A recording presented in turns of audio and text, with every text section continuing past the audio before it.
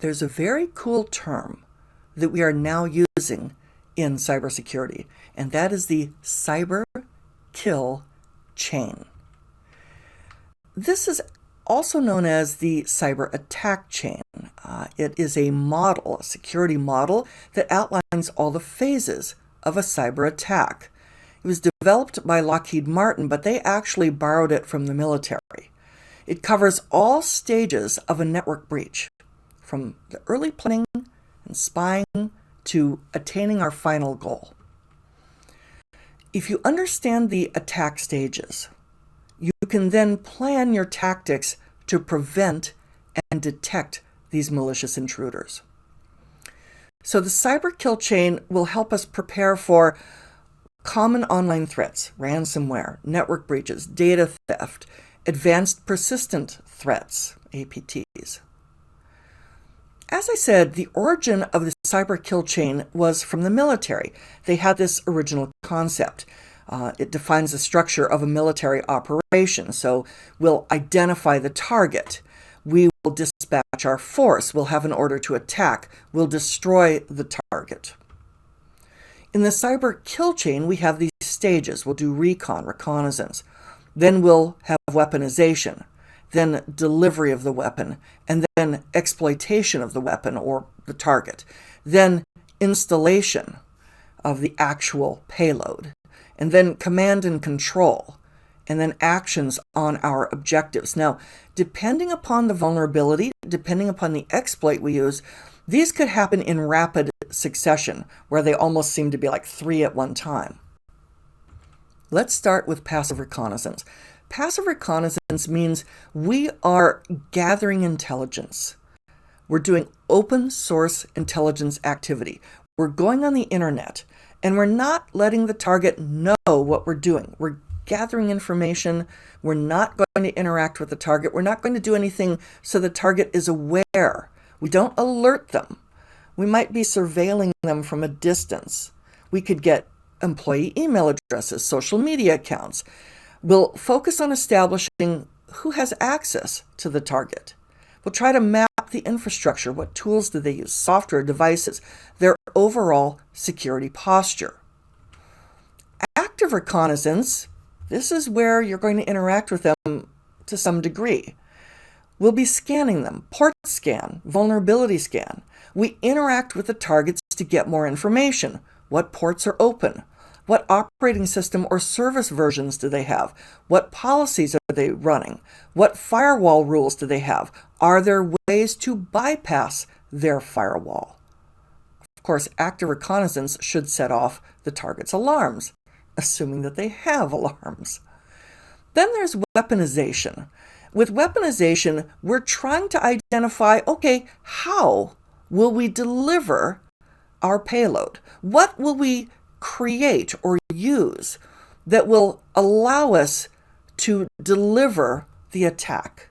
We're going to identify or develop a malicious deliverable so that we can attack. It could be an exploit with a backdoor. Some common approaches to weaponization would be, let's use a botnet. You can rent botnets by the hour.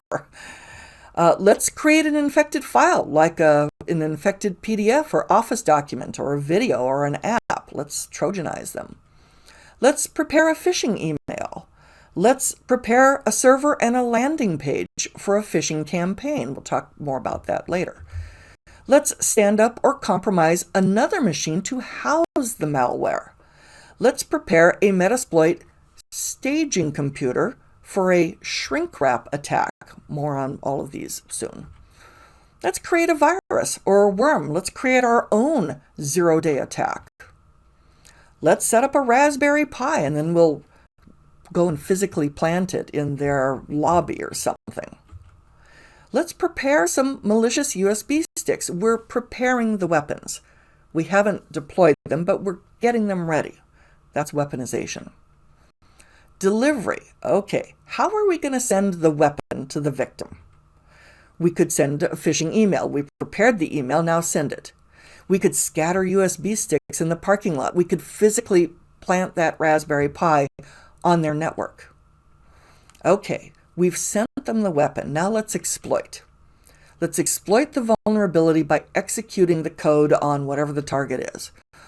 Often, we'll start with something really small, smaller malware.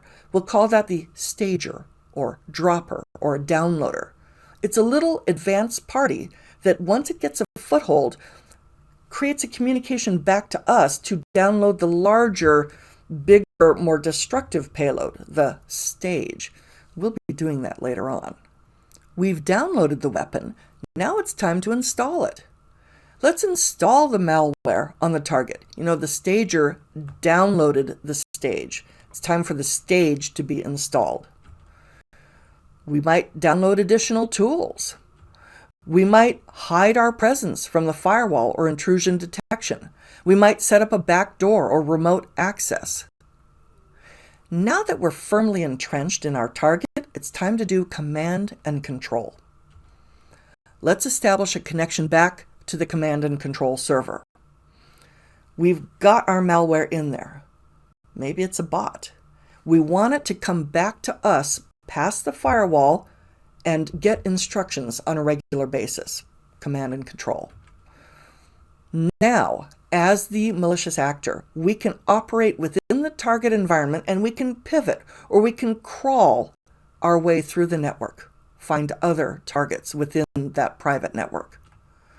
The command and control channel is usually manual. The attacker will have to interact with the malware from the C2 server to carry out the desired activities. Finally, what have you got to show for all this trouble? We want actions on objectives. We're going to take specific actions to achieve the original objective. And the original objective is to steal a database, to do espionage, to expand our presence in the target infrastructure, to own that system. So this is the idea of the cyber kill chain. Now let's go on to the next topic.